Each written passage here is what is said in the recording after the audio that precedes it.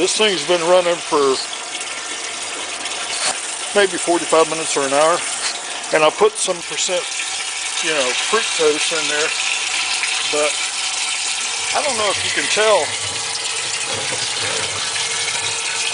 I'm trying to get this thing out, but it's kind of heavy whenever that stuff gets wet. Let me, it's going to take two hands. Alright, I'm back again. As you can see, we've gone from a box of rock to a bucket of, this is worm tea. And that's about an hour into it. And I don't know if you can tell, I guess you can. It looks like it's definitely darker than it was whenever we started, even though it was pretty funky pool water. And I'm going to add the, I'm going to put that compost back in there. You can see it holds a lot of water. I'm going to put that back in this barrel and let that stuff percolate, and probably spray it on the yard in the morning before the sun hits it. You know, they say that's the best time to do this, so I can set an alarm clock. What the heck? Anyway, worms is easy. It's all the rest of this that'll drive you crazy. Yeah, well, while I was down here in the garage, I thought I'd just go ahead and pull out some worms. And really, I just wanted to get some more stuff to go back into the barrel. But that's probably 3/4, maybe a half, 3/4 of a cup of worms. And this here is the little bit of poo that I harvested. And what I'm going to do with that is go ahead and add that to the to that barrel where I just got the compost from that I made the tea. And as you can see, the tea is still sitting there and it is still percolating. We'll go take a look at it.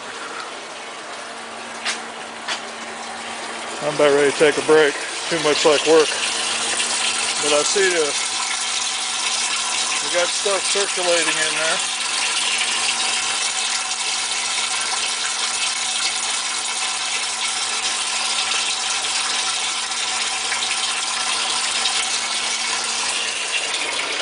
It may not look like much, but I believe that it's a pretty good way to make tea.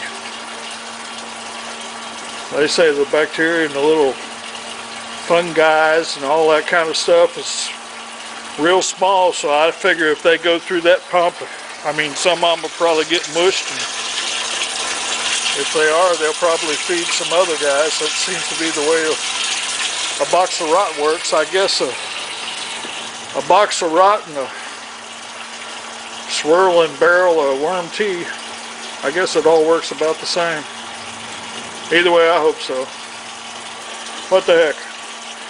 It's all an experiment anyway, ain't it? Alright, here we are back again.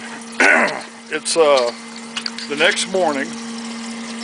I've already sprayed my half barrel of stuff out into the way back, which is the area behind the swimming pool. Right now what I've done is I've filled up this barrel again with water out of the pool. You'll notice I'm not using the basket.